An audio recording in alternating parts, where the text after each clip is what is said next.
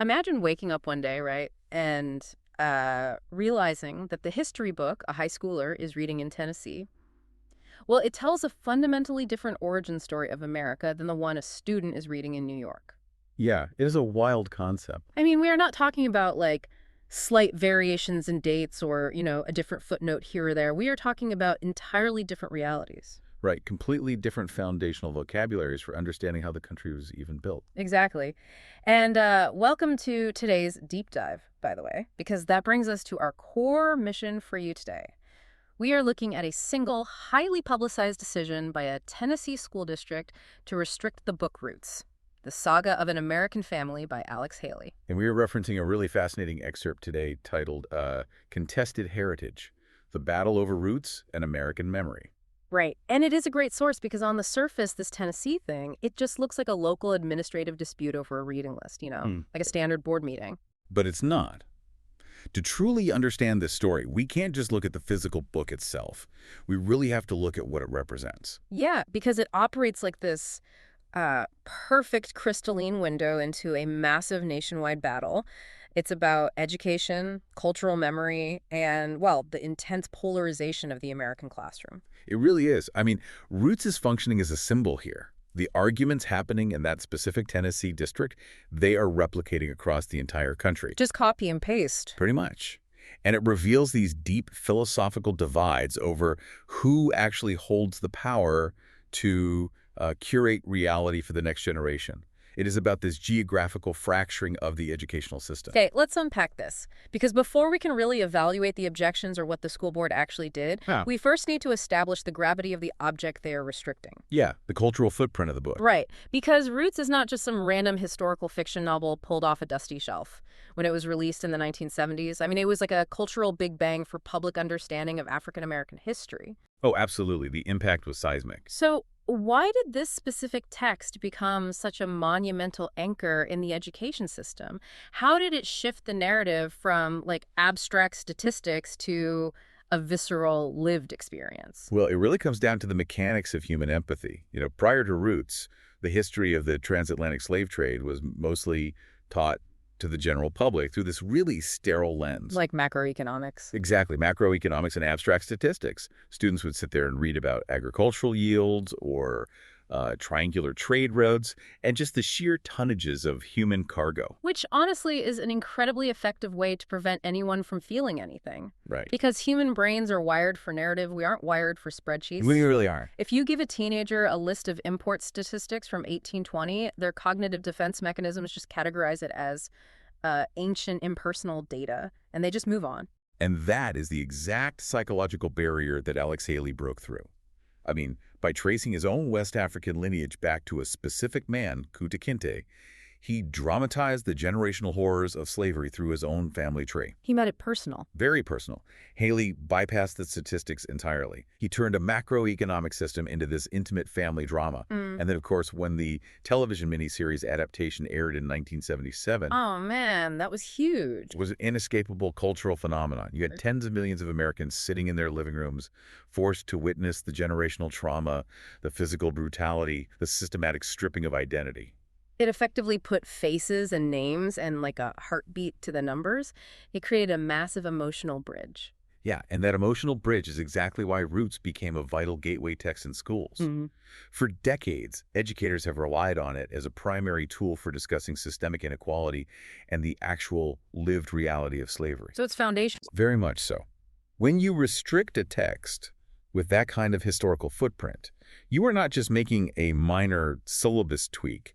You are removing a foundational pillar that has supported how the public understands this history for over half a century. Okay, but here's where it gets really interesting, because you would think a text that is universally recognized for building historical empathy would be, permanently cemented into the curriculum. You would think so. Yet it is suddenly sitting squarely in the crosshairs of these local battles right now.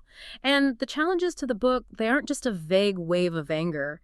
They are highly categorized.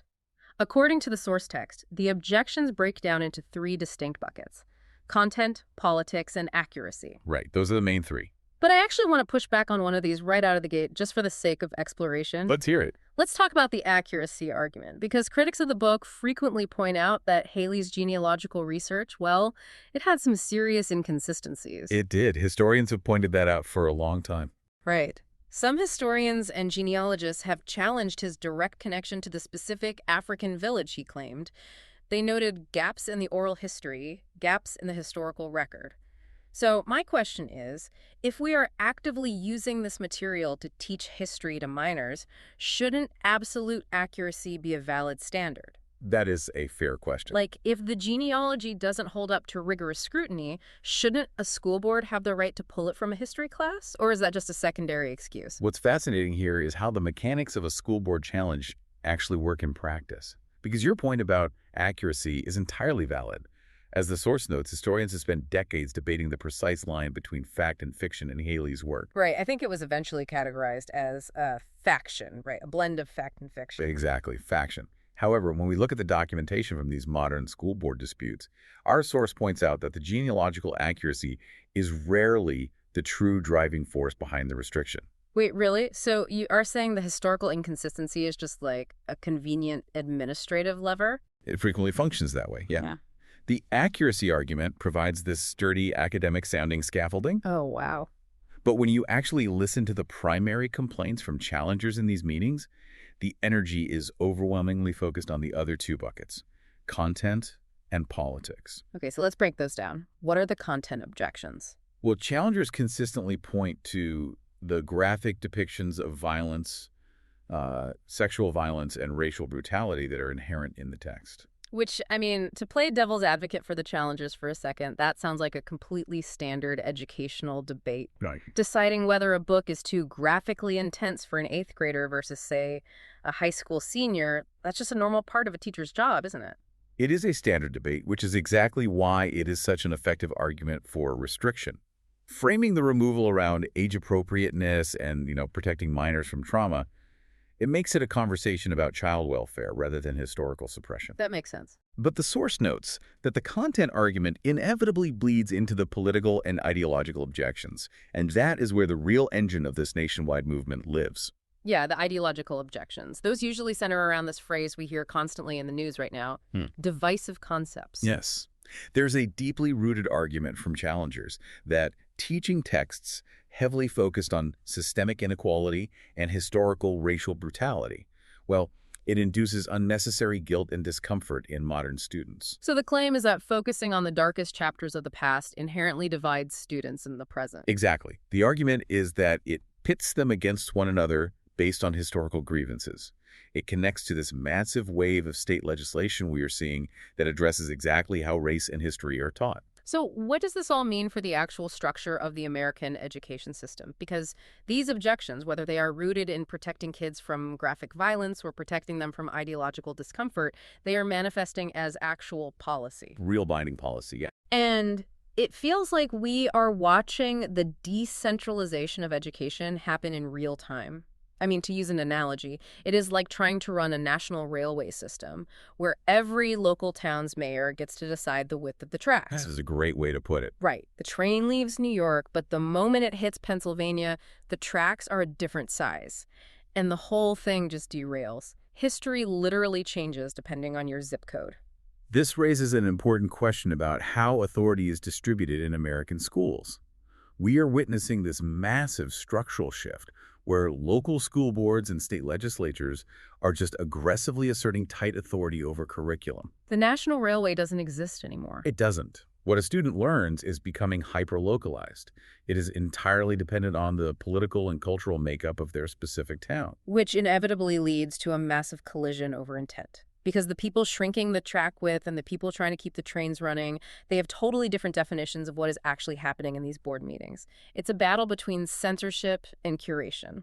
And we have to look impartially at both of those philosophies because they represent entirely different worldviews on the purpose of education. Right, let's look at both sides. Let's start with the supporters of restriction. From their vantage point, what happened in Tennessee is responsible curriculum curation. Curation, not censorship. Correct. They argue that a local school board has a fundamental democratic obligation to reflect the values of its community. Furthermore, they argue that parents should have a much stronger direct influence over the material their children are exposed to. So if a community decides a text is too violent or induces too much guilt, the board is just doing its job by removing it. In their view, yes. They see this not as erasing history, but as appropriately tailoring the educational environment. They want to control age-appropriate material and protect the emotional well-being of minors. Right. They are basically demanding a curriculum that emphasizes a more cohesive, less confrontational view of the country's past. But the critics of these restrictions, they must look at that curation argument and just see an incredibly dangerous Trojan horse. They absolutely do. The critics argue this aggressively crosses the line into outright censorship. Their perspective is that removing a historically significant text like Roots artificially limits a student's exposure to the primary lived narratives of slavery. Because there is a massive difference between saying, hey, this book is too complex for a fifth grader, let's teach it in 10th grade, and saying, this book makes our community uncomfortable, so we are hiding it from the high school library entirely. That is the crucial distinction for the critics. They argue that these ideas and histories are being targeted not because they lack educational value, but simply because they are politically inconvenient or uncomfortable for the current majority in a specific zip code. Yeah, that's a sharp contrast. By using discomfort as a metric for removal, critics warn that we are setting a precedent where any historically marginalized group's trauma can be hidden from the curriculum simply because it makes another group feel bad. Man, this brings up something really profound about the mechanics of memory itself. Because a nation isn't just a collection of borders and tax laws, right? It is fundamentally an imagined community. Yes. And that community only exists because the people in it agree on a shared story, a collective memory. Right, a shared understanding of how we got here. Exactly. So if a society starts selectively restricting the texts that build empathy for historical trauma, isn't that essentially a form of engineered selective amnesia? It is a really compelling way to frame it. It's like a biological immune system. If your immune system forcibly forgets the memory of a past virus because fighting it was unpleasant, the body feels great in the short term, but it is completely defenseless when the virus mutates and returns. If we connect this to the bigger picture, you are hitting on the exact tension driving this entire cultural moment. We are watching a proxy war between two fundamentally competing visions for American national memory. The two different immune system strategies. Precisely.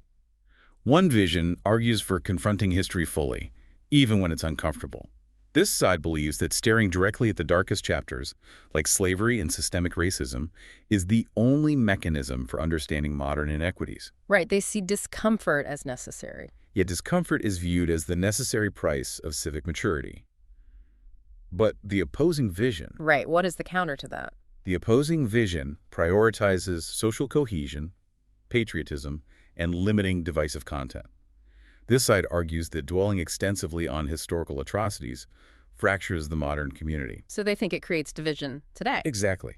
They believe the purpose of a national curriculum is to bind citizens together with a shared positive narrative, and that constantly revisiting generational trauma creates a perpetual cycle of grievance. And Roots is caught directly in the crossfire of those two visions. A book that was designed to build empathy is suddenly viewed by one side as an essential tool for truth, and by the other side as a weapon of division. Which is why the long-term implications of restricting a book like this are so severe. When a school district restricts Roots, they narrow the historical lens. It shifts the emphasis away from that visceral lived experience we talked about earlier. It does. It reduces the empathy building that is tied to real trauma.